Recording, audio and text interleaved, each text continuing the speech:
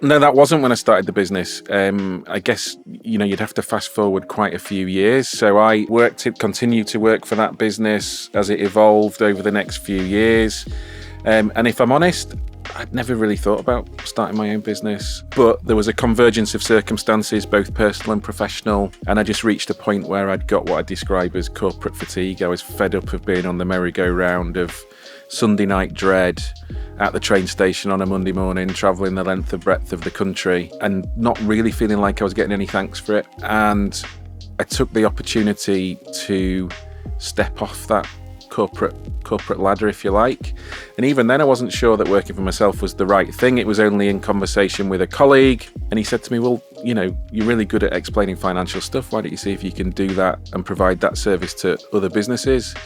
And that set a light bulb off in my head, and I started thinking about it, started researching it. And at that stage, I only envisaged working as an outsourced finance director, what people would now call a fractional CFO, with smaller businesses.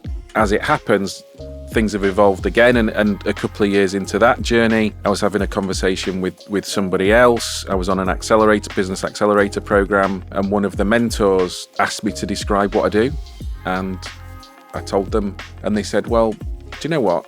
It sounds like actually what you do, a lot of it is train people and educate them and help them understand that. And again, I kind of took a step back, and that felt true as well. And so I started investigating ways in which I might be able to train people, and that's been a journey as well. Initially I kicked off and I was freelancing for a big training provider, in many ways kind of learnt the tools of the trade, if you like, working for them, got more and more comfortable doing it myself, created more and more of an identity for myself in terms of what matters to me, what I think I bring to the table, what I'm aspiring to do. And to a certain extent, even I still work with that organisation that I freelanced for, but that has given me a benchmark against which I kind of set my own standards for the things that I do through my own business.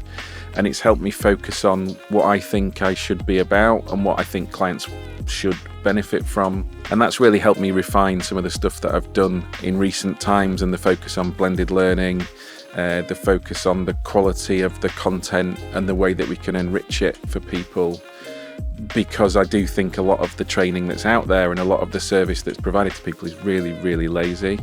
It's rolling out the same PowerPoint that's been existing for 15 years. It's rolling out the same examples, the same case studies, the same materials. There's a case study that one of my client businesses has got where it references PDAs. Well, how long is it since anyone had a PDA?